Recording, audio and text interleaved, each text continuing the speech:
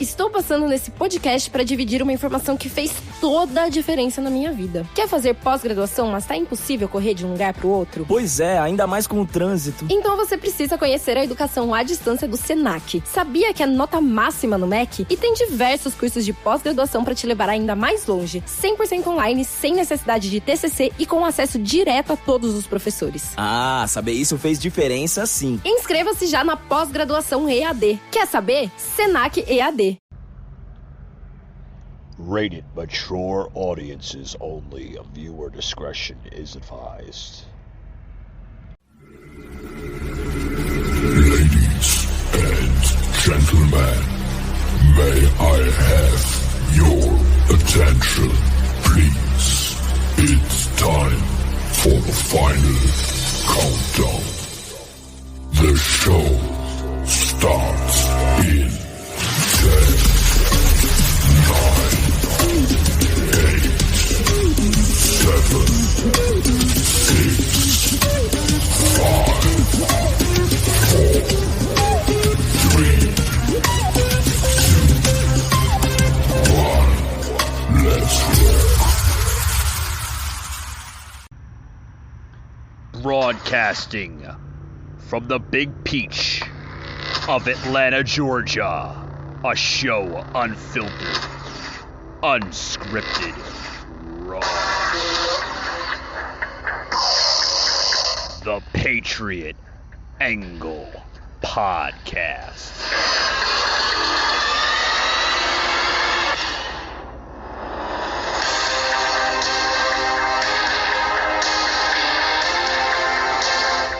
Welcome to another edition of the Patriot Angle Podcast, guys. This is a very special addition here to the show of shows, guys. Tonight we are going to be doing a video simulated audio podcast. For those who do not understand what that is, basically, it will be an audio podcast, ladies and gentlemen, with special video plugins here. Streaming live on Twitch and also streaming live on our Facebook page, the Patriot Angle Podcast. We are welcoming into the Rumble platform, but in possibly another week to 2 weeks, we will be on Rumble. As you may or may not know, we were officially banned from YouTube. We are not allowed to share any content on YouTube. We're not allowed to share anything. Uploads, shorts, nothing. Zada, Zinch. So the Patriot Angle Podcast, unfortunately, is no more on YouTube. But we are still on Twitch and going over to Rumble in another week to 2 weeks, as we are basically prepping for our new video packaging for Rumble for the live feeds. As you can see, you're getting some sneak peeks into the new video packaging that's basically being introduced to you, the listeners out there of the Patriot Angle Podcast, as well as the Unfiltered Patriot Nation. So welcome, guys. Welcome. Tonight, we have the utmost honor and privilege to welcome back Sauce back to the show. How you doing, pal? Welcome to the show. I'm good. How about you? I'm doing phenomenal. You heard the sad news that we're no more on YouTube. They officially, kind of kicked us to the curb, so to speak, sir. So we have to find other avenues to get our stream out there, our content out there, and I think we're going to do okay. I think we're really, I think we're not going to allow YouTube, to keep us down. You know what I mean? No, I absolutely agree. And a matter of fact, welcome to the club. I should say the band club. Yeah. Because YouTube actually removed me because I was actually born in Russia. So I was actually one of the first ones to go permanently. Yeah. But it's a little unfortunate, isn't it, Sauce? Isn't it? See, and the whole thing is that isn't it sick how the left believes in like freedom of speech and stuff, and allowing everyone to express their thoughts and views, but at the same time, you bring another kind of a different perspective of mind, then they just censor that individual, so you only get one-sided. It's not Russia. After all, it's America. Yeah, unfortunately, yeah. I mean, it's the sick, demented society we live in, Sauce. Unfortunately, this is what we have to kind of put up with until times get better. You know what I mean? Well, did you hear what Elon Musk did this past week or today? With the Twitter story, right? Yeah, offered $53 billion to buy out the whole company instead, because he actually got removed from the board of directors. And so now he's just offering to buy the whole company within itself and make it a private company. It's pretty impressive. Do you think that if he does buy it, and I mean, do you think possibly there will be new, how should I say it, better additions to the platform? Do you think they'll eliminate the censorship? I think if Elon Musk were to buy Twitter and stuff, I think I would be a fan of it, because there would be nothing wrong with it. Because I think if he were to, he believes in free speech. He understands that, this country was founded upon the Constitution and was founded upon the freedom of speech, because he actually is from South Africa. He was born in South Africa, came to America for an opportunity to build his company, and look what he did. So he doesn't want to take the freedoms away that he has earned, And I think that's, it seems like the people that are fighting for freedom, I'm noticing that are more out there that have money and stuff. For instance, Elon and other so-called billionaires that live in America. The funny part is that they escaped their own countries that don't have those kind of freedoms that came to America, but now are fighting for us, which is really sad. It should be the other way around. No offense to immigrants that do come to America. Yeah, I totally agree. We're talking about Elon Musk, that he had basically made that speech at the TED, right? If that's what they call it, right? TED Talk. TED Talk, right? Oh, is that a podcast, or is that a talk show? So the TED Talk is considered like a high tech company. Oh, okay. It shows it features all different kinds of new gadgets that are coming out, and it features like high end things that your average day American can't produce or can't buy. But it's pretty much for so-called the elites and see the newest high tech, and then it kind of goes down and breaks down with what kind of instruments they had to do, how long it took to get the projects going, and what kind of materials it did, and how this material, for instance, the Neuralink that he was discussing, which I'm actually so before we continue on, what do you think about Neuralink that he's discussing about? I didn't, to be honest with you, Sauce, I didn't read too much into that article and that story. I'm not aware of that, to be honest with you. I'm just going to be, straightforward. I didn't read too much into it, so I can't really give you an insight on that. I think so personally, here's what I think about Neuralink. I don't know if you can question me out, but I've been following Elon Musk pretty heavily.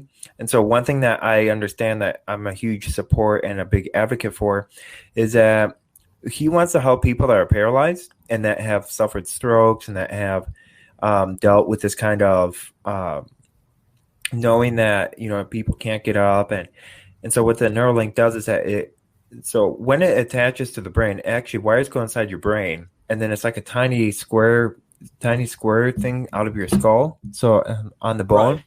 And so they install it back there, and so but then they entrap the wires of where there's damage in the brain. And so that's the cool thing that I found out about with the Neuralink, and how it's going to help people that have suffered strokes. It's going to help people that have FND, which is functional neurological disorder. So it's going to help those kind of people. And so I'm a huge advocate for it, but at the same time, here's the caveat to it. Once it's in, it can't be taken out. That's the big caveat, and that's what and I could see lawsuits coming out against Elon Musk if this were to go on the market. Oh, sure. Oh, sure. That I mean, I'm sure they would be trying to attack him on anything possible if it does make its way to the general public, like you said, makes its way to the market, right? I'm sure there'd be a lot of lawsuits, both on the federal and the civil scale, right? So but do you think that's a risk that he might have to take? Well, I think so. I don't see a problem because at this point he doesn't have to worry about retirement.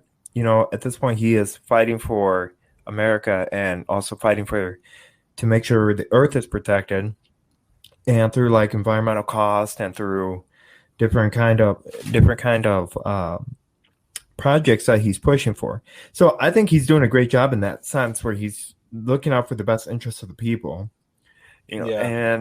And I think because if he was like really not self-centered, I shouldn't say, but if he really was about money, then he would have put SpaceX on the market already, on the stock market as a stock ticker. But instead, he's worrying about, hey, I want to give back the freedom back to the people. And so that's how I'm going to invest it and give the rights back and give the freedom back to the American people. And so I'm going to buy a huge chunk of Twitter. Right. What do you think the delay is that you mentioned SpaceX? He is the founder of it. Lead, yeah, well, he's the founder of it, but he's also the lead guy on it. I mean, what do you think the delay in that is? Do you think it's more of of politics being involved, or like you said, like why wait? Just get it over and done with, right? Well, I think so. Do you mean by putting the SpaceX on the market? Is that for people so people can buy shares of it, like they're doing with Tesla? Oh yeah. That's what. Yep. So here's yeah. Okay. So here's the thing that I think that So with that stance, I think what he's trying to figure out is that I think he found out that there's a much bigger dilemma that's going on, and that he's starting to prioritize that our freedoms are actually coming under attack, and that people need to be held accountable, and that he is starting to now fight back for the people. And that's why he's kind of pushing back. He's not pushing back, but he's kind of stalling on SpaceX on putting it on the stock market because he's giving back the power back to the people. Right. And so you see that, and you kind of see the difference between him and Jeff Bezos. Jeff Bezos is more worried about getting his grubby paws in all these environmental groups and in all these like advocating going to the White House and advocating for unions. For instance, Amazon in New York City officially passed to be a union. And so I read about that. And that's a major problem. And here's the difference. Anyone that allows a union into their company, they are opened up a Pandora's box. And what I found to be interesting is that if you look at Biden and if you look at Kamala Harris, they never ever tour any Tesla factories. Anyway, they had the most recent open of the Tesla factory in Austin, Texas. That was the Gigafactory. That was huge. And the reason why they don't tour it, and according to Elon Musk, is because they're not unionized. And Elon is against unions, which is, I give him props. If I may cut in, I could speak on a large amount of the issue with unions. I happen to be originally from the tri-state area in New York, New Jersey, originally. Okay. And in my early 20s, I had my share experience in working for several unions on a large and a small scale. And I can tell you, and I'll admit, some SAAS are not bad. Some are very good. They have that traditional,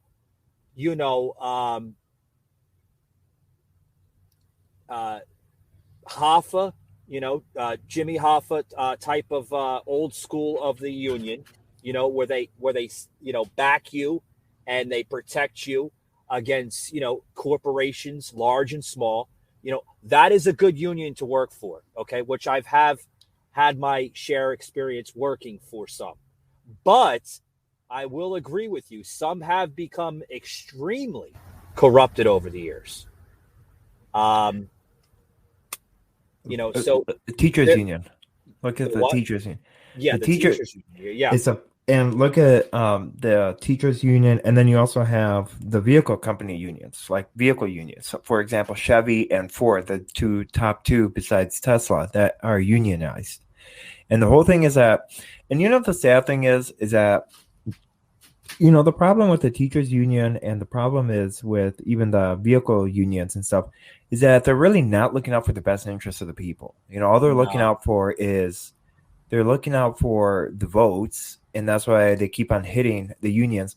And so here's the whole thing. If I was Ford, I would question the company. I'm like, okay, if I worked for Ford, first of all, my first question is, am I going to be released, or why are more factories going overseas than just staying in America? Why aren't we building more factories like what Tesla's doing?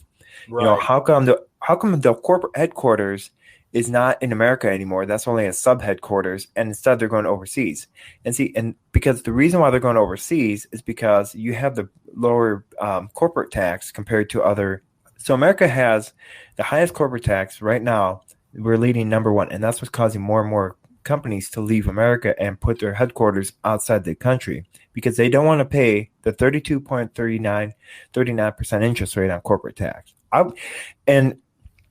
hate to say it, I would do the same thing. Well, I was just about to say, Stas, do you blame them? Would you want to pay that large interest in tax? But we're talking about unions. We're talking about Elon Musk, Musk, excuse me. Let's look at unions right now, okay? And I could tell you what's failing unions. Let's go back to the original roots of unions, right? Jimmy Hoffa had the same problem in the 70s and early 80s, right? A lot of it had to do with political agenda, right? He was basically trying to get his unions almost on a government scale, right? He was battling the Kennedys, right? Yep. And there was a lot of scandal there. We can get into that if you want, and it has a lot of relevance to what's going on now with modern unions. There was a lot of corruption in the 70s and early 80s, when Hoffa was running the Teamsters. And that has a lot of similarity to the unions today with the teachers unions and all these, big time, big wig companies. You know what I mean? Yeah. Well, so we look at the one minor factor, or we see the unions, for example, the teachers unions. Right. I kind of want to pinpoint on the teachers union to really talk about how they're really, when you talk about the next generation of our kids, and you talk about, for instance, like the opening up of the schools and how the schools needed to be opened up, but the problem is that the teachers union, they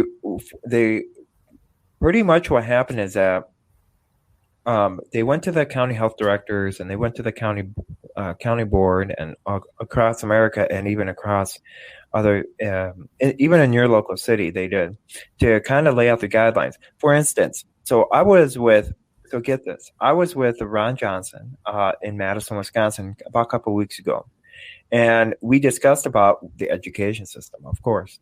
And so what happened was, and I learned this whole thing, by the way, and I'll send you photos and I'll send you more information about what's really going on. But he kind of touched on what the teacher unions did and what they were kind of forced to do.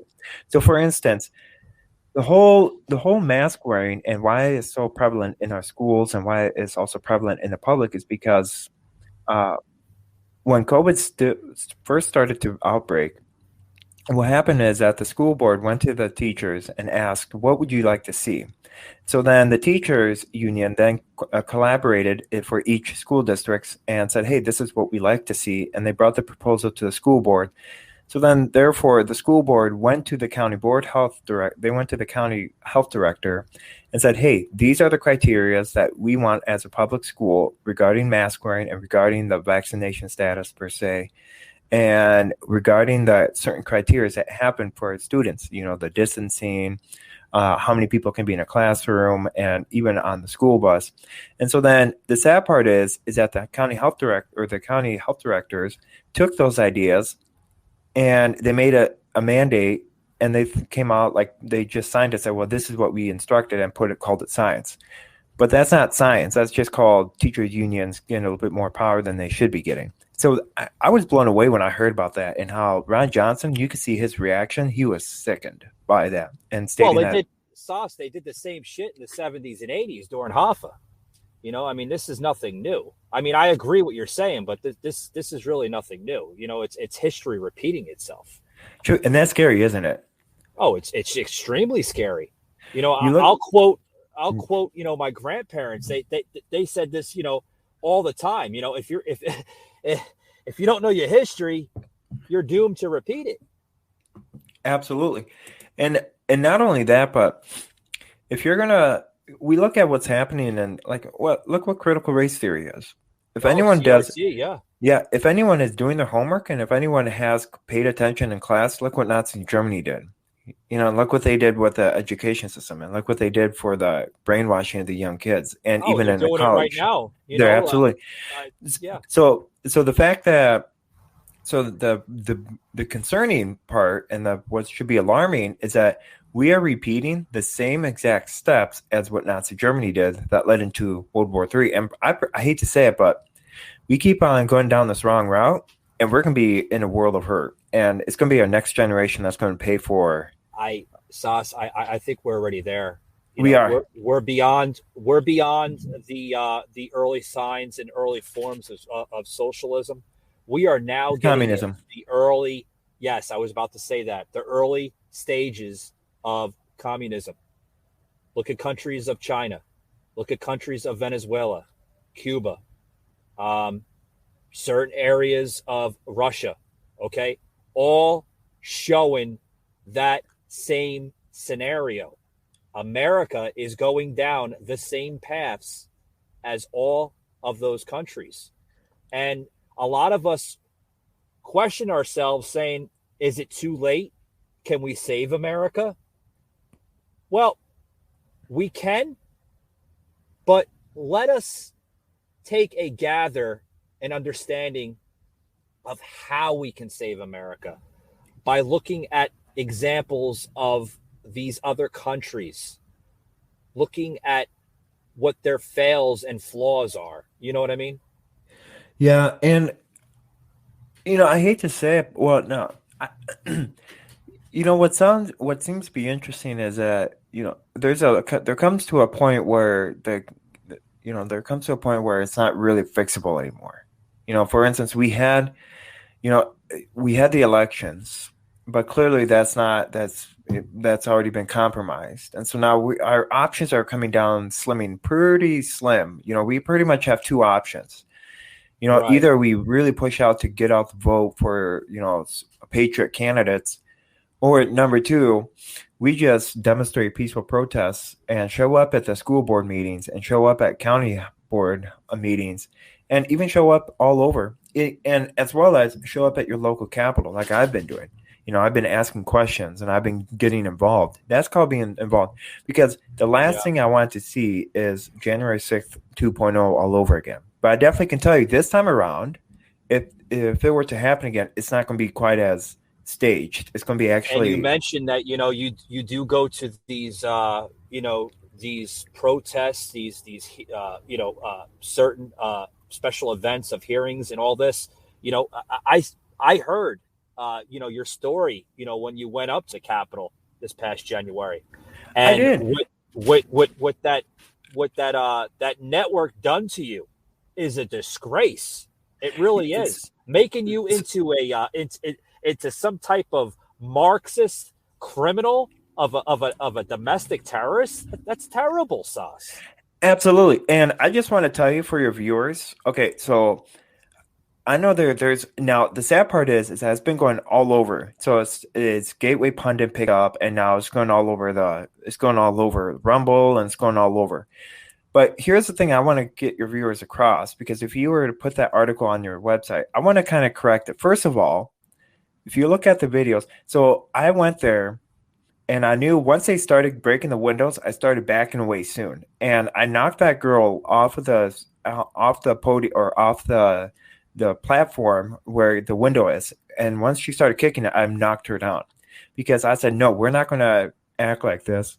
And so then a guy came up running with a stick, and then I yanked his arm down once he took a couple blasts because I didn't know what he was going to do with that stick. And so then the sad part is that according to the footage and stuff, and according to what they stated that I had a play in it. I'm like, I don't think so. Anyway, I disagree on some stances, but I understand though, from a person that's lived under a communist country, if you act like that, you're asking to get in trouble. You're not going to get your point across. If you do government damage, you're not going to get your point across. If you cause harm onto a building or try to get into a building, that's not legal way. Sashi, and so you understand what they were doing, right? They're basically trying to create a headline out of you.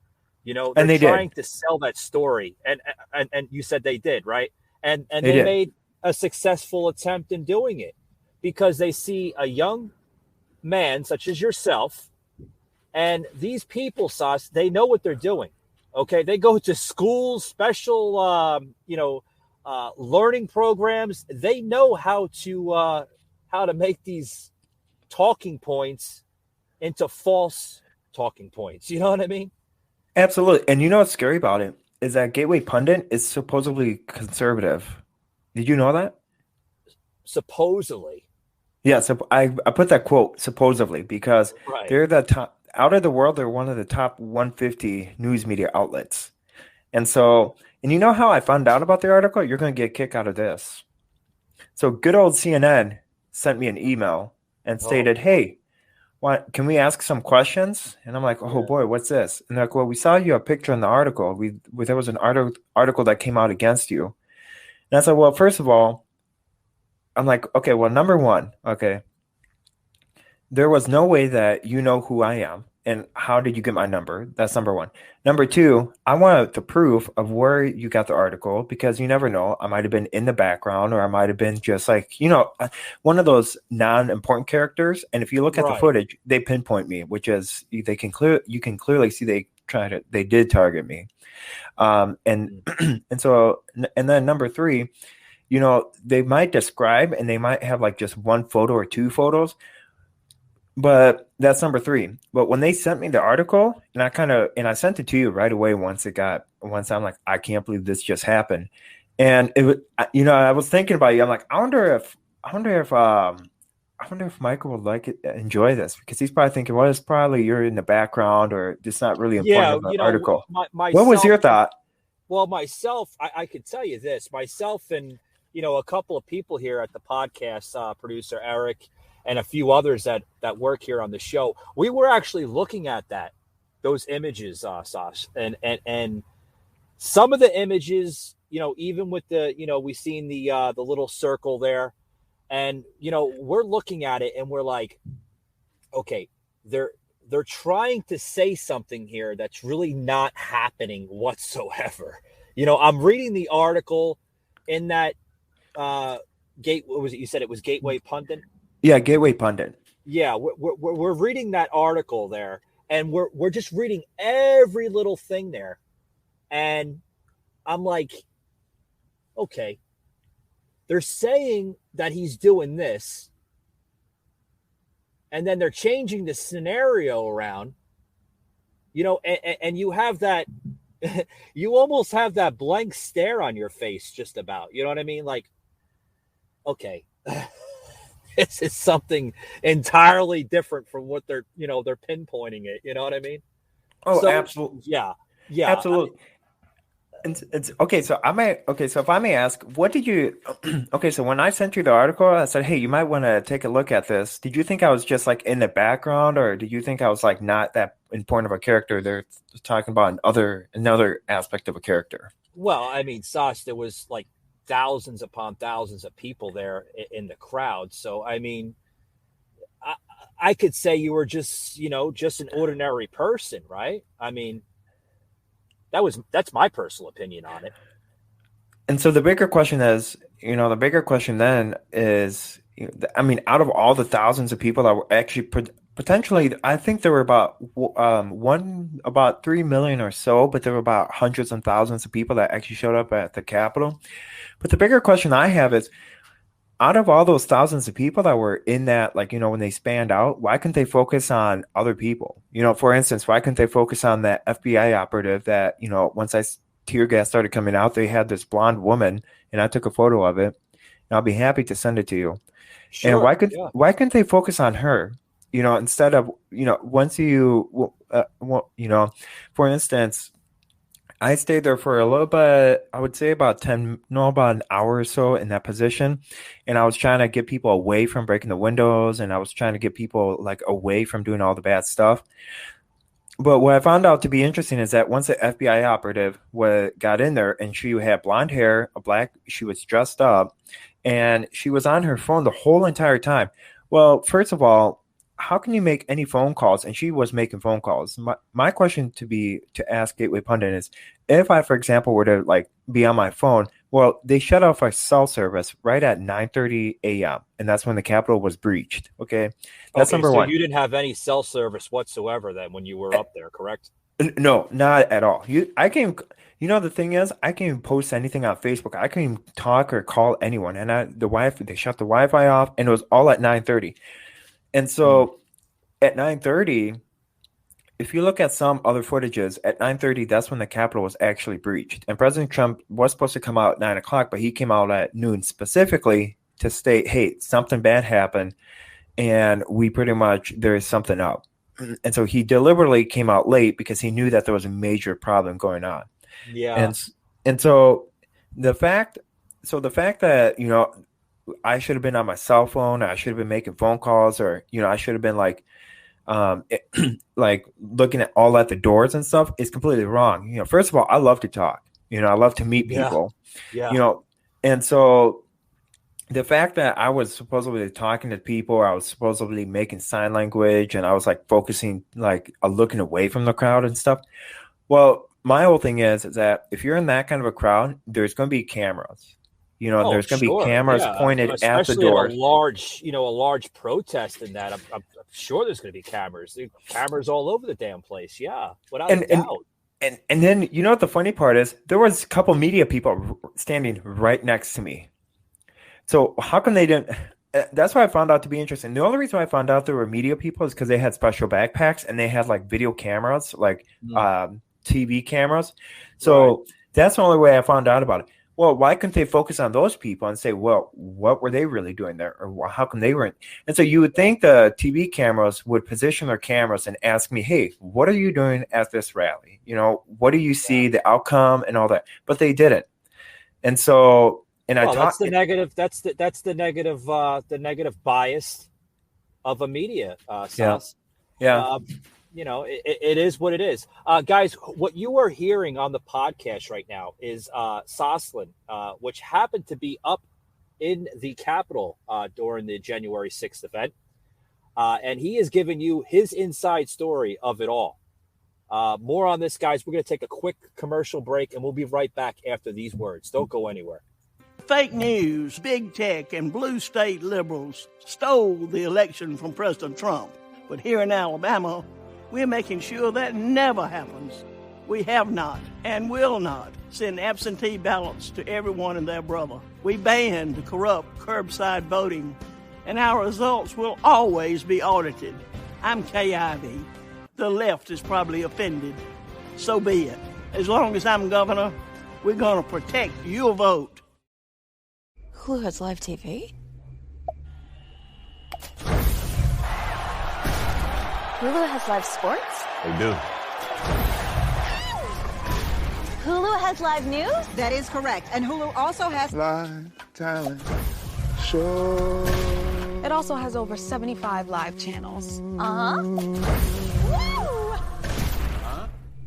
Flip like cable, stream like Hulu. Time to have Hulu plus live TV. Alrighty, guys, back to the show. We have Sauce here joining us here once again on the show, talking about the January 6th event, which he happened to be up in that area, and more on that story. So basically, Sas, what you're saying is, these crazy, delusional of a media company, Gateway Pundit, turned the entire story completely around. Pretty much, right? Yep. Can you hear me? Yes, I can hear you loud and clear. Yes. Oh, okay. Sorry about that. I apparently it's laggy on my end, so I'm sorry about that. Oh, you're fine. Yes, we can hear you. Okay. So yeah, so you think, first of all, I don't know if you ever trusted Gateway Pundit, but I did trust him a little bit, but after what they came out and stuff, and after they came out and stated, hey, who this is, and that kind of article towards me, I was just blown away. And here's another question I have for you is, how did the news medias tend to reach out? How did they know to contact my number? So the bigger question I have is that there's got to be somebody inside, there's got to be somebody that doesn't like me, number one, that gave out my name and also gave out my phone number and my email. That's my two basic questions. I don't know who that is, and I'm probably not going to find out about. Yeah, it's hard to say, because as a society today, Sas, and I'm sure you're well aware of it. We do live in an S&M type of environment, which is surveillance and monitoring. They're constantly surveilling and monitoring our cell phones, our daily activity on social media. Every place you go to, the government is watching, sadly. Yeah. Well, and here's the whole thing.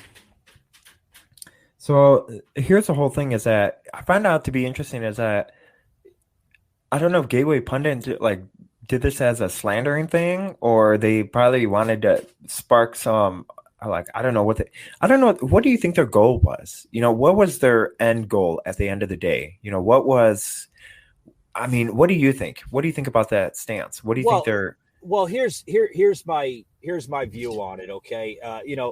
Like I said before, and I'll mention this again. They see a young, college student such as yourself, maybe possibly a little vulnerable, and I'm not judging your character, but in their eyes, this is what I see. I see in their eyes that they see a young college kid, vulnerable, probably weak-minded, easy to attack. And, you were their target, sadly. And they took advantage of that, Sas. And that's very unfortunate, that you basically were a victim in all of that. Yeah. I'm truly sorry. My heart goes out to you that I'm truly sorry that you had to experience all of that. Yeah. Very sad. Well, it is, and it shows you and it shows you the lack of really transparency of reporting. When you look at the big picture of schemes. If anyone thinks that there is transparent reporting in this day and age, there's now I'm not only going to attack CNN, but I'm also going to attack Fox News as well. It's both sides that are. You talk about Fox and CNN. We got some video clips here. We'll plug it to the show that's relevant to that. Have you seen, not to change the story a little bit, but, have you seen, speaking of what you're saying, have you seen what they're actually, they're going back against Trump, in relevance to what you're saying about the January 6th event, that I think Trump came out the other day on his social network, True Social, which is doing phenomenal, I hear, with the following, since it's been launched for like the last month and a half, 2 months now. What's your number, by the way? What's that? I'm 326,547. That's my line number. What are you referring to? Oh, so like on Truth Social, if you haven't. Okay. Yeah, we haven't. Yeah, we haven't. Made the jump onto True Social yet, but we're hoping to join them as soon as possible. But yeah, that's great. That's a huge following, right? Yeah, well, that's it. Just let alone that many people, that's fantastic, because that shows you that people, And you look at all these other, you look at Frank's Speech, for instance, and you look at your podcast, and you look at Rumble, and you look at all these other circumstances, all these new media things showing up, and how so many people are actually, like, for instance, I'm doing my own podcast called Remember God Loves You and I'll Meet You at the Finish Line. You know, I add a little bit tidbit of God and faith into it, but I also add a little bit of political aspect of it from a Christian standpoint. And I feel like so many people are tired of watching the regular news and like watching MSNBC or the daily MSN news, and they want the truth. And so what they're relying on is the podcasting that you and I are on right now, and my podcast, and either Frank's Speech and Rumble and all that, because they want the truth, because they're sick and tired of the lies. Here's the thing, Sas, you know, and you make a good point, sir. You know, they've been relying on this old school, what I call it, a terrestrial view of the news for years, okay? And it was working for a while, but as we're getting into an advanced type of society, right, with podcasting, with online streaming, content creators, you know, such and such, they're more, you know, people are becoming more relied on that type of information from a podcaster or a content creator, because, like you said, like you mentioned, they're hearing more of a truth. They're hearing more truth and less negative vibes coming out. You know what I mean? You see more negative vibes coming out of CNN and Fox News even now, MSNBC, CBS. You see more negative vibes, more bias, more hateful and extreme marks and everything from those networks. But, you know, don't get me wrong, you're going to see some of it in podcasting, but, you know, for the majority of it, it's a whole different platform. Well, and not only that, but like even within podcasting, you have a whole different variety. You know, you have more of a, for instance, you know, if I want to go on Rumble and I want to say something against, like, something that favors Joe Biden, so you put in I like Joe Biden, and sure enough, it has a whole bunch of podcasts stating, hey, this is a Joe Biden podcast, we like you. Or you want like Patriot Review or like Unfiltered podcasts or Patriot Nation or something like that, and then you find like a different perspective. So it's more of a variety for people to choose. Now, sometimes you can choose it, sometimes you don't, but you're given that willingness of getting a different perspective of the worldview. Because my whole thing is that here's the thing that I'm looking at. You know, we have CNN and we have NBC, and you have the nightly news and even Fox News. So about all that, you have about 10 minutes worth of actual news, because look at CNN. They just regurgitate all the news constantly, you know, and they bring up old news and bring it up as, breaking news, you know, but they don't look at, and it's all opinion based, you know, it's all commentary, you know, and that's why so many people are leaving. It's all scripted. Absolutely. There's more scripted material on those huge networks, and it's always been like that. You know, absolutely. That person, that anchor talking, that Don Lemon, that Sean Hannity, that Tucker Carlson, whatever, right? Just to name a few for examples. Some of them are great, some of them are, I would kind of like turn the channel off, but that's not their true character. Sean Hannity, you think even the great Sean Hannity, the great Tucker Carlson, Laura Ingraham, do you think when they're talking that's coming out of their heart? That's their true words? No, it's coming off of a teleprompter or the script of the piece of paper right next to them. You know what I mean? Absolutely. And you know what? Another thing that I find out to be interesting is, you know, you find Sean Hannity every single episode. He's like, breaking news. You know, this is coming in. And I'm like, okay, get to the point already. You know, he's like, well, we're going to get to the breaking news. And the whole thing is that, you know, at that point, if people watch Fox News, I don't know how people can watch Fox News. You know, I understand like, I watch Greg Gutfeld at 10 p.m. But other than that, I don't know. I don't know how people can watch. Now, the reason why I watch Greg Gutfeld is because he has comedy. You know, it's actually funny. He puts some comedy into it. Yeah, he enhances the Tyrus and audience Cat stuff Tempf like and that. Yeah, but like you add Tucker Carlson and you add Sean Hannity and Laura Ingraham. Well, the whole thing is that after watching that, I feel worse off than I did before. You know, and that's the whole thing. And people are getting sick and tired of feeling like, man, we're already in a bad environment. Yeah, you know, we're already bad as state. Speaking of Hannity, did you see what Hannity just came out with Fox News? There's a video clip we'll plug in here momentarily. Hannity, okay, is literally pretty much, I don't know. He's not in favor of Trump. With certain viewpoints that just came out recently, that even Laura Ingraham slammed Hannity. This was like the other day. Did you see that, son? I did, and the reason why Hannity's kind of slamming that is because it's all viewership. Yeah, and what they're trying to do is that they're trying to get the numbers from CNN and other like Rachel Maddow into. I mean, because everybody's well aware of CNN Plus is not doing that great. Oh, that's a joke. Oh, the viewership is, I mean, it's terrible. But check out this video here of literally Hannity. This is the tip of the iceberg, folks. Check this out. Here with Florida Senator Marco Rubio. Senator, they're not only Joe Biden's policies are not only aiding and abetting the law breaking and enforcing the law, but they're also involved in human trafficking because they're literally transporting illegal immigrants into every state around the country and then just leaving them there. And then it becomes the responsibility of the state to provide food, water, shelter, medical treatment, health care, and education. And most states can't afford it, Senator.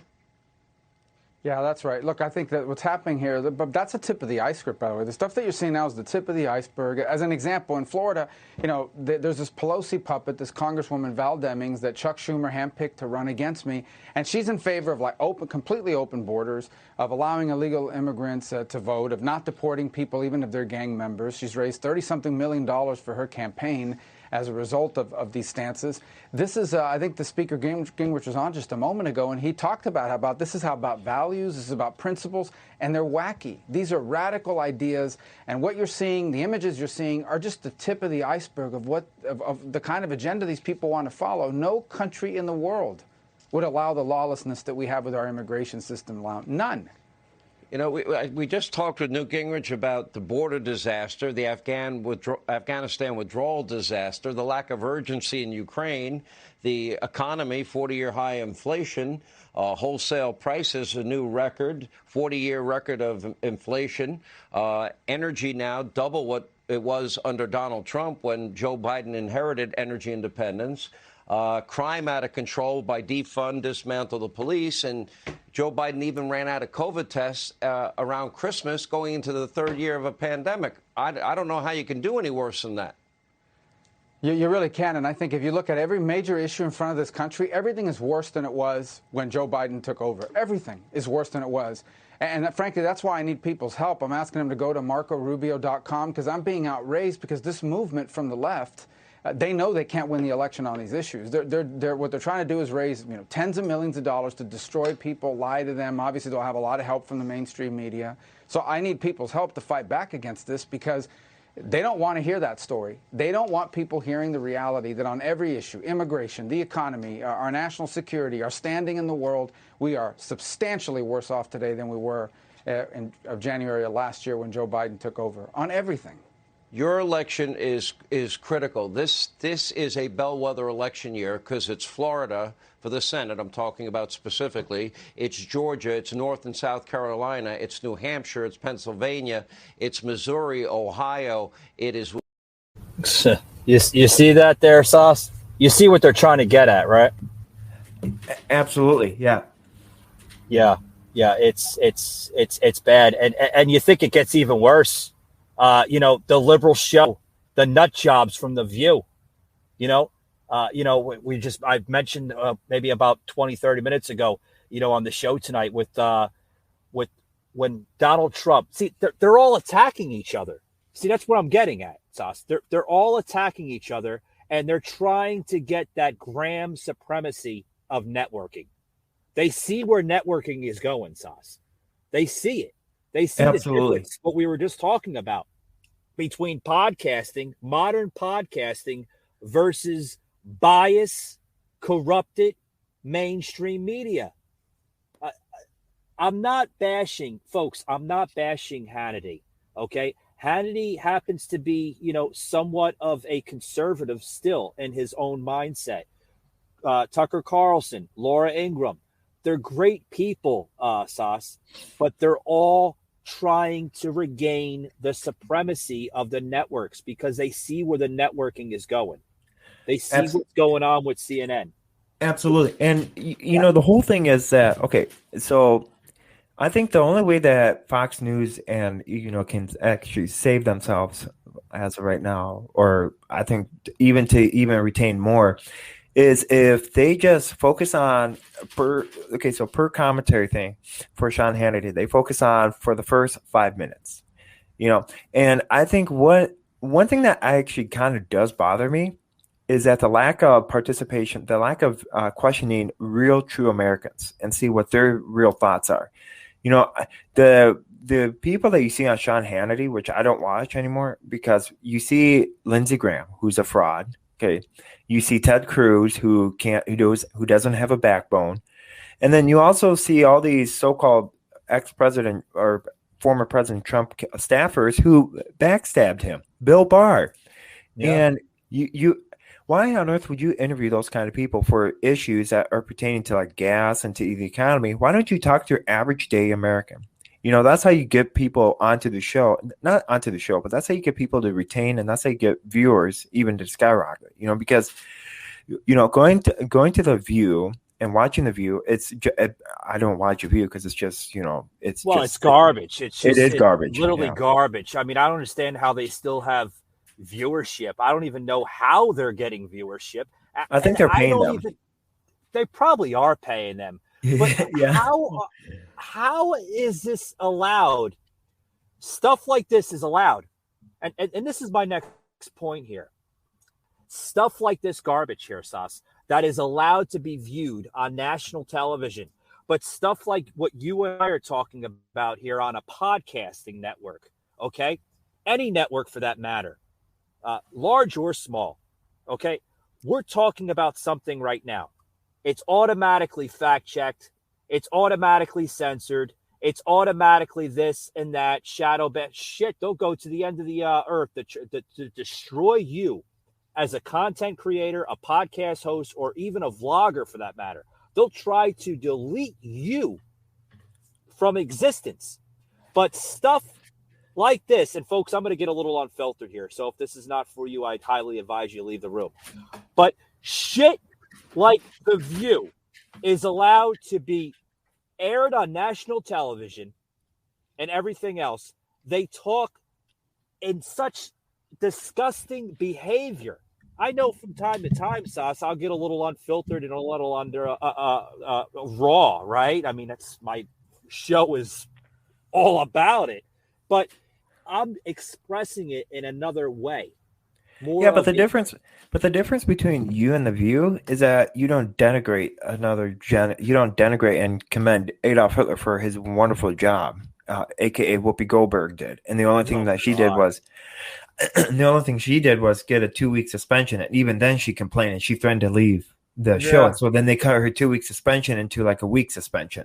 I seen that, but it was a joke, though. I mean, it was nothing but a damn joke. It was nothing but for publicity, if you ask me. But if you and I did that, or if anyone else did that, besides, for instance, if Sean Hannity did that, or even if what's it called? If Mike Lindell did that and stuff, he would be. I was going to say, why don't you go? Yeah, move the scale down a little bit, Sauce. If people like Dan Bongino or Michael Savage or Joe Rogan did that, oh my God, they would be canned. They'd be going right after them. They would be fired. Their contract would be terminated immediately. Bingo. Yeah. And it shows you that double hypocrisy, and it shows you that double standard that people are starting to see through. But the fact is that, I don't know. Well, it was interesting because I wanted to see what I wanted to see, and I kept my eye on the school board election, and how that was, we're kind of switching over to like, what happened in Virginia and how so many people are fed up, like we're fed up with it and they made a major shift. Well, the whole question, the bigger question in Wisconsin is that, first of all, the election was not very successful in Wisconsin whatsoever. Matter of fact, Mequon is outside of Milwaukee, and they've always been conservative. And for the first time, they officially have all liberal school board members. They finally voted out the last one. You look at my hometown, okay? For the first time ever, if a conservative school board member was running, they would vote. He would win by a landslide. Well, look at what happened now. He was projected to win. Well, he wasn't projected to win. He actually came by an upset. And the only reason why he came by an upset is because of these rural areas that are awake and are, know what's going on. And then you have, you have my hometown and stuff. I don't know what more, like he lost by a landslide, and for the first time ever, our city council, we officially voted out the last Republican person. So it's all liberally. Well, please tell me, even though he lost, and I'm sorry that he lost that great battle of that election, but please tell me, you just mentioned the school board. Please tell me he's not in favor of this woke agenda to the school, with this transphobia, which is disgusting. I did a podcast episode just on that about 3-4 days ago. Please tell me he's not in favor of that. Well, you're going to like this. So guess what? Guess what Westfield decided to implement? So Westfield, our school district, decided to implement unisex bathrooms. And so now, for instance, oh my God. Yeah. And so we have this one guy, a high school kid, and he's now like, he thinks he's a woman, but he clearly has all of his male parts. And so now he's allowed to go in the locker room, in the women's locker room, and the women's bathroom. Now, to me, I think that as a major, major problem. Yeah. And the whole thing is, now it's funny because I actually wrote a thesis paper on this. I'm in school, and so because I'm in school, we learn a lot, and I love to study this kind of these topics because it's been a heated topic. Did you know that there's a very, very small actual percentage of LGBTQ community out there? And the only reason why they're so-called they're like all around the corner and stuff, and the reason why they're being so propped up to only about the 0.3% of Americans is because they went to the right people. They went to CNN. They went to the school boards. And actually, they went to the Democratic Party headquarters in D.C. That very minor few people went to it and made a big deal about it. And so now they're making it like, for instance, they're making Biden is passing. He actually is working on a bill, like for instance, to give more funding to the LGBTQ minority people. Look what happened to the BLM. Look what happened to all these other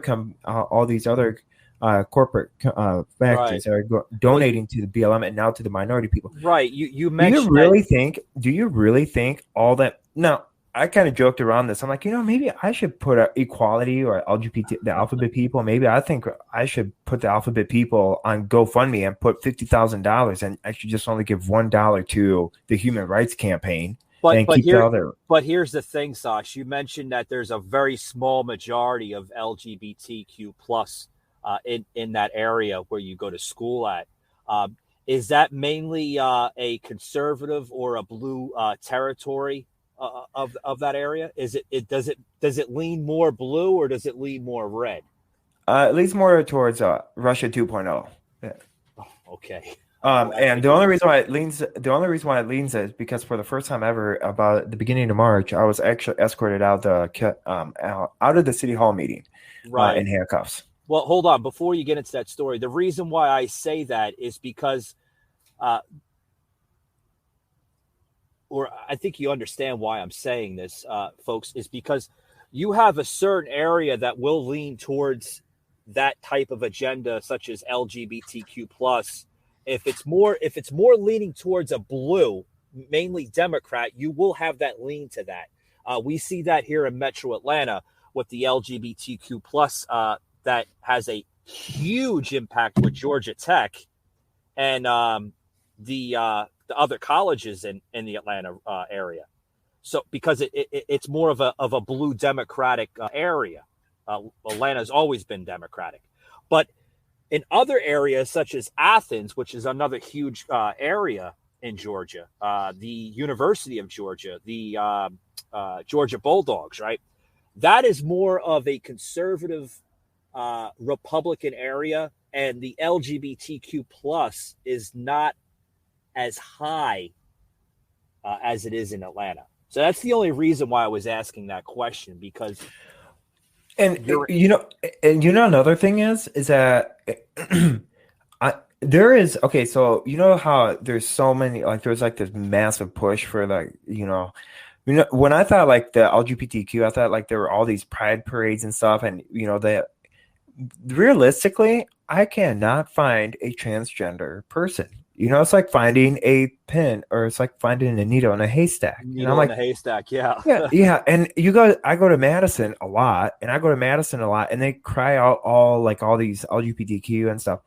But to me, you can't find a gay person walking at downtown Madison. You can't find that during the broad daylight, even on campus. And I try to look. But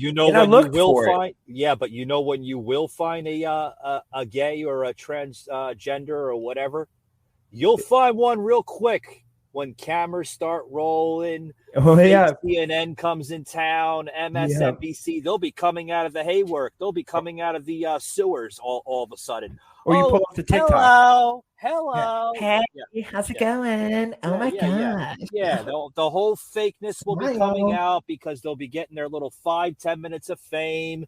They'll be going on TikTok. They'll be YouTubing later. Oh my God, there'll be another talking point. That's when the real garbage comes out. But did you see? This kind of ties into what we're talking about. I had the so-called woke, right? I did an episode. This will actually be a kind of 2 segments here. What I'm talking about.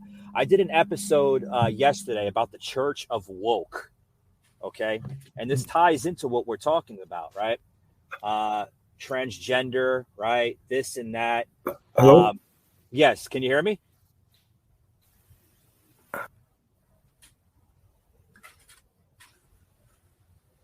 Sash, you there? Yep. Can you hear me? Yeah, I can hear you loud and clear. Oh, I don't know what happened, but no. Are you talking about the Church of Woke and also the United LGBTQ Church? Oh yeah. That's it's going on like crazy. On my 5-page thesis, I spent literally 3 pages talking about how the Church of the LGBTQ and the Church of LGBTQ, or the LGBTQ Church, and that's based out of California, now spreading as like a new thing. I spent about 3 pages, and it's size 10 font, about 1,000 words per se, if you want to be correct, talking heavily against it and stating that is unbiblical beyond measure, and how it's an actual movement. I looked at it, Sauce, and I thought it was a complete joke. I looked at it. There's a video that this gentleman up in he's from Toronto, Canada, but he does a lot of his work in the tri-state area of New Jersey and New York and Pennsylvania. He actually has a show that people actually buy into this crap. Check this out, Sauce. I mean, folks, you're going to want to – I plugged this into my podcast episode just yesterday on this specific topic that I touched on. I'll plug it in again if you missed it. Check this out. It is the dawning of an age where we need to repent your bigotry, repent your phobias, cast down ableism, and cast down sexism. No, the Church of Woke is just like any other church, except our God is intersectionality and our devil is intolerance. Thou shalt not listen to the fiery bigotry contained within podcasting. Now, just like some of the other churches, we believe that blasphemous ideas that cause dissent to our cause should be removed. Remove problematic language from your vocabulary. We're actually doing a book burning later. I mean, we have Harry Potter, Jordan Peterson's 12 Rules for Life, which is basically our Salvador Rushdie's The Satanic Verses. Just sacrilege. A goal of mine would be to get a little closer to Islam's influence. I mean, when they tell you not to make a cartoon, people listen. This Dismantle the patriarchy. Never let opposing viewpoints stifle your faith. While religious mothers of the past have had their sights set on deplatforming Howard Stern, we're more focused on the new generation's Howard Stern. Hello, hello! We've sort of designed it to be a bit of an echo chamber. I mean, if our viewpoint can take us to the promised land, should we not try anything in our power to get there? This is one of our many Bibles. Cast down the vile comedy of Andrew Dice Clay. And though other religions in the past have gained control of the printing press to stop the spread of misinformation, we've seized control of the social media platform. It is not enough to not be ableist. This is the booth where you confess anything like sexist thoughts, phobias. It's not anonymous, and we've actually removed about 20,000 members after learning of their impurities. But while some other religions allow you to repent and ask for forgiveness, we prefer you to repent in the form of a formal apology, and then we cast you out anyway. It is time to recognize your internal bigotry, your internal Islamophobia. We're working on some of our own hymns, like NYPD suck our dick. You want to create like an unreachable puritanical standard, keep them on their toes. Truth be told, I'm actually against organized religion, which is why I make a point of our ideas being very unorganized. Some churches say everyone's a sinner. We think everyone's a bigot. Thou shalt not appropriate. Thou shalt not use another's identity in vain. Some people try to say the Church of Woke isn't a real religion, but Durkheim defined religion as a unified system of beliefs and practices relative to sacred things, that is to say, things set apart and forbidden. And we're doing our best to fulfill that requirement. And thou shalt put their pronouns in their bio. Right now, we're working on having our beliefs intertwined with the state. Get our teachings into schools, workplaces, the rule of law, sort of the unification of the state and woke. It is time for you to shut your mouths and listen. But it is also not my job to educate you. You want to confuse them a little bit so they just stop thinking and defer to you on everything? One day I'd love to have one of those super churches where we get to smash all the girls. Those guys are living. I'm thinking about doing like a reading of the ADL's new ads so they know who to stay away from. The Christian church has reigned supreme in America for far too long. Now it's our turn. And the woke crusades will take place on the internet. And cast down homophobia. When I do it live, the guy on stage faints, everyone cheers. It's like a whole thing. Thou shalt not question the government's COVID protocols. Trump Pence out now. Obviously, we'll have to modify that one a little bit. Sauce, I must say, it is very comical at first, but this stuff is actually happening in America today. People are buying into this crap. Absolutely. And the whole thing is that when you look at the big scheme of pictures, or the big schema picture, you're looking at how Satan is really attacking the church. And the way you attack the church is you attack what the gender looks like, and you attack what love is supposed to be like. Love isn't supposed to be, and you attack the nuclear family and what it stands for. And so that's and I've been on heavily on topic of this, and the sad part is that we have multiple churches splitting up because of this issue, because of the forcing of LGBTQ stuff. Now, I want to get this across before we continue on. I'm not against. Okay, so I just want to tell you. Okay, so I'm not attacking the LGBTQ community or the alphabet people. I'm not. If you love, I'm not doing it at all either. No. And my stance on this is that when a person asks me what I think about it, we're supposed to love the individual. We're supposed to love the person, but we're supposed to dislike the sin. Hate the sin, love the person. And so, and another factor is that don't force, if you want to be gay, or if you want to dress up like a woman or dress up like a man or something like that, or vice versa, do it on your own free time. Do it behind when you're at home in front of your family. But don't force your ideology upon others, and that we have to force to cater to your supposedly needs. That's the thing that bothers me beyond. It just irks me. It bothers me very much so, Sas. I was about to ask you your viewpoints on this, because this kind of goes into, you mentioned a good point. If you want to dress up as a woman, you want to, think you're a woman, but you're really a man, vice versa. If you think you're a man when you're really a woman, hey, whatever floats your boat. If you want to do that, by all means, go ahead. But my viewpoint and my opinion on this, okay, is that they're pushing this way too far, Sauce. It's going into the schools. They're teaching kids this. Okay, they're confusing the youth, the next youth of America, the next generation. Yes, yeah. And so now we have. What is your viewpoints on that, Sas? So, actually, I love this. We could do another segment for this because I actually have more of a. So I just want to tell you for your viewers, I'm a hospice minister and I'm a very heavily biblical person. So, and I do major podcasts. So, I'm going to, if we want to kind of break. Save this for another segment. Yeah. Yes, because I would love to get into it. And so I know that I'd love to get into this as another topic, but I'm kind of not running out of time, but time is crunching down. Yeah. Okay. So we're gonna close it out soon. I'm sorry about that. No, you're fine. I wanted to get into this last topic here. We mentioned the View and everything, and we kind of went off topic. I'd love to talk more of that religion with you. That'd be a great topic to get into. But I want to plug in this quick little video here. I want to get your insights on it because it has a lot to do with what I was talking with Pedro Orta the other day, which happened to be a former intelligence officer that served in the CIA. And that was a very great interview, by the way. Very well done. Very much. Yes, he was very, very informed with a lot of knowledge, information, and a lot of stuff I wanted to ask him, but there was a lot that he could not say on the show. Obviously, dude, with classified information, and I understand that. But there's a point here that the people on The View made this towards Donald Trump, and it has a lot to do with what Pedro was saying. Check this out. So Trump was on the road again this weekend to tell a rally crowd in North Carolina how he's the last honest man in D.C. Yeah, and I'm a natural redhead. Watch. I've been investigated by the Democrats more than Billy the Kid, Jesse James, and Al Capone combined. And in all cases, I've been innocent. I've got to be the cleanest sheriff. I think I'm the most honest human being, perhaps, that God ever created. Perhaps. Oh, leave God out of this, Donald.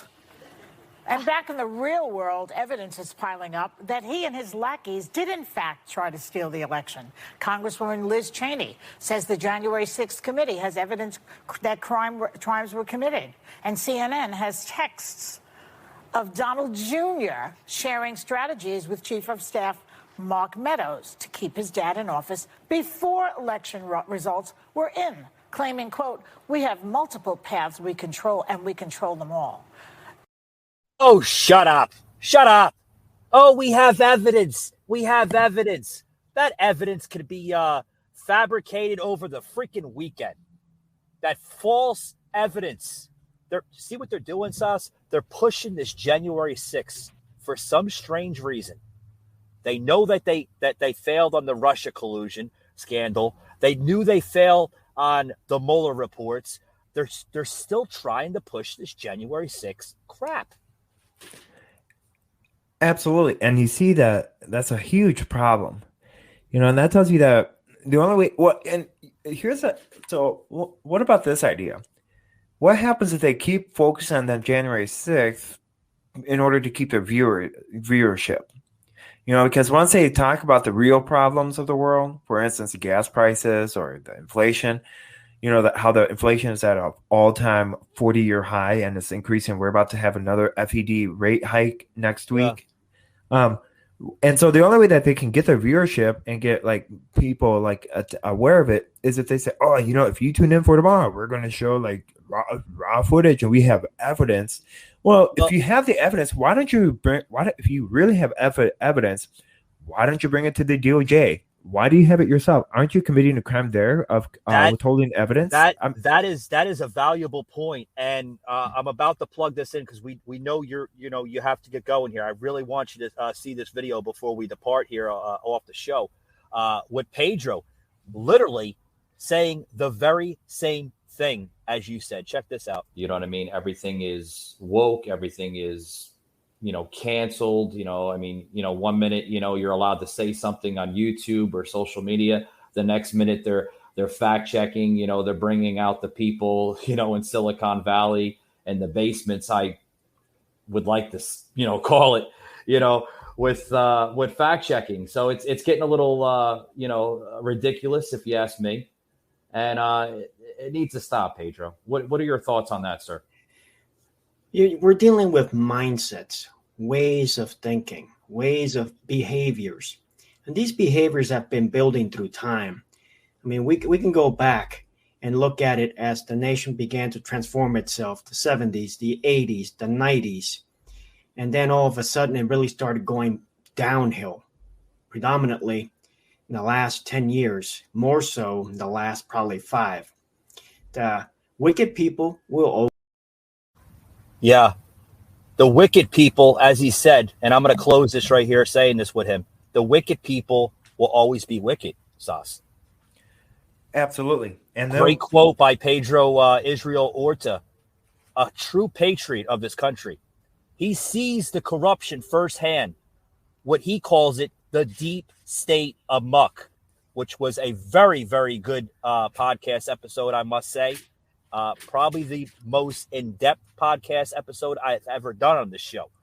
We will be inviting Pedro back on the show, and we would love to have you on the show with him. Oh, absolutely. Well, you know me. I could be your regular. I can join the team. Yeah. I mean, we love having you on your show, and like I said, I did mention some talking points in that podcast. If you had checked out the entirety, whether it was the video or the audio simulated on Spotify, Google, or Apple, as well as Amazon, Pedro said the same thing.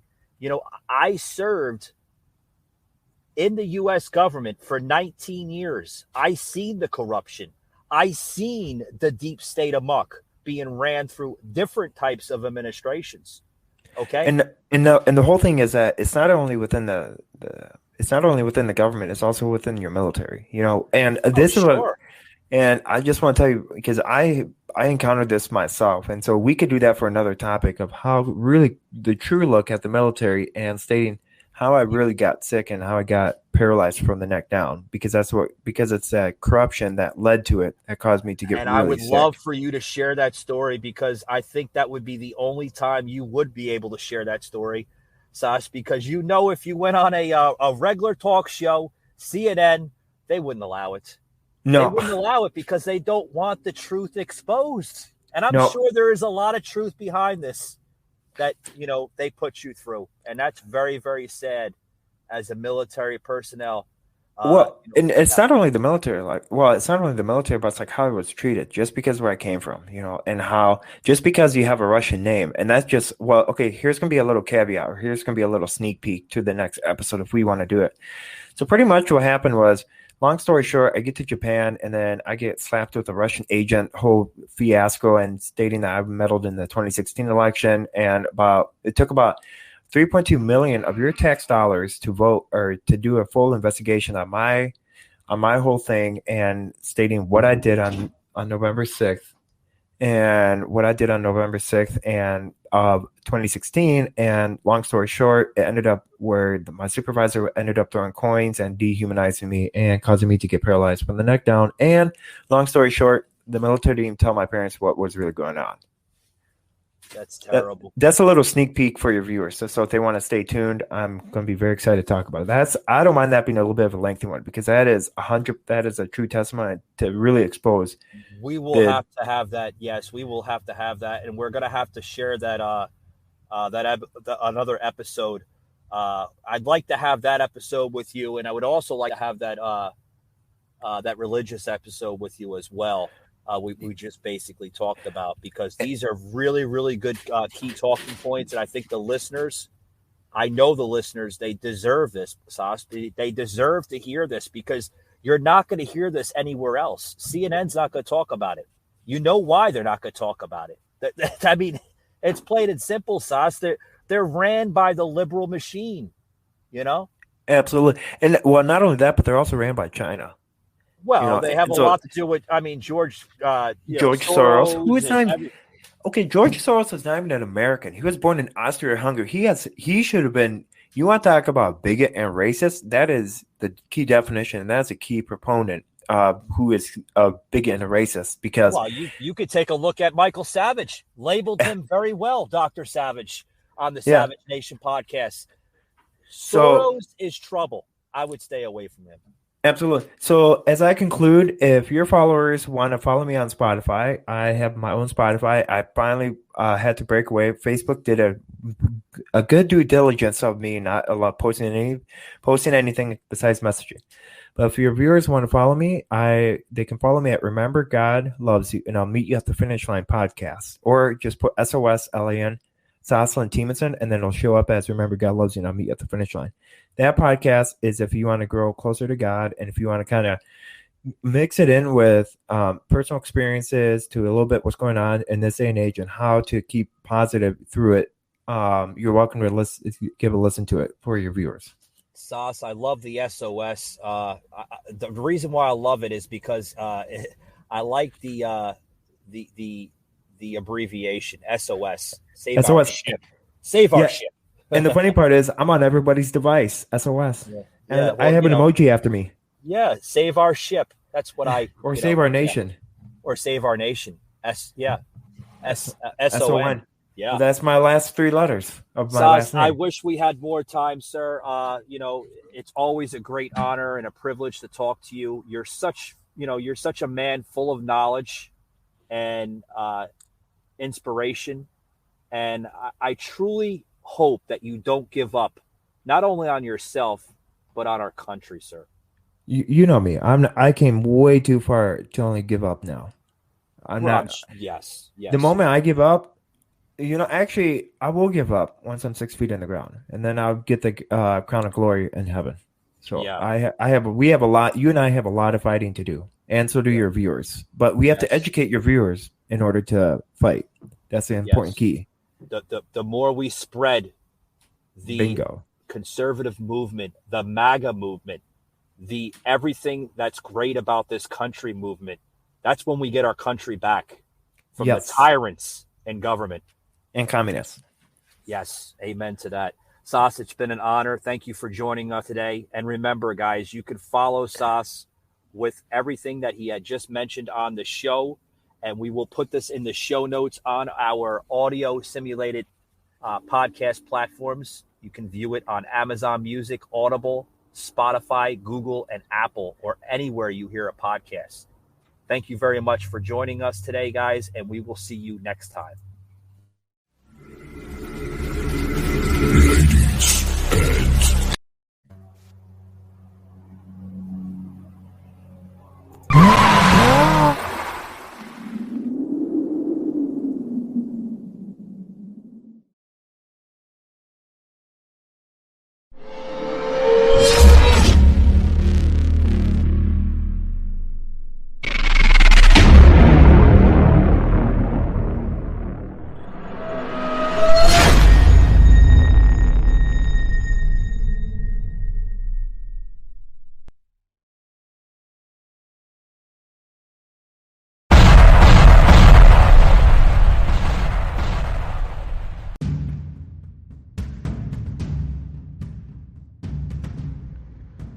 You just heard an episode of the Patriot Angle podcast. Remember to follow us on Spotify, Apple, Google, Amazon Music, and Audible. Also streaming live on Twitch.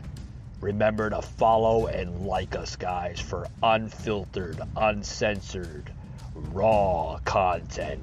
Also, please head over to www.patriotanglepodcast.com for all your exclusive Patriot Angle podcast content and material, as well as the merchandise website, www.patriotunfiltered.com. Thanks for tuning in, and we'll see you on the next one.